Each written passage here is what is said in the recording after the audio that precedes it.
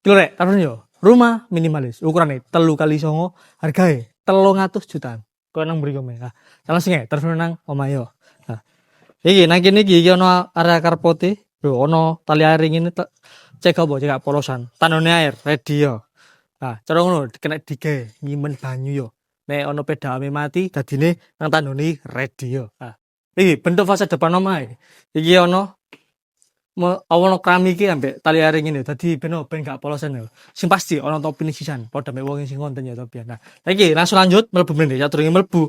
Iki pintune nggih smart dolok yo. Nah, iki kok iso pen gawe pin ngene iso, nggih kartu yo iso, nggih sidik jaring ini iso, engko spenatur dhewe iki penak yo. Nah, iki langsung nang gone area ruang tamune kaya ngene iki modele.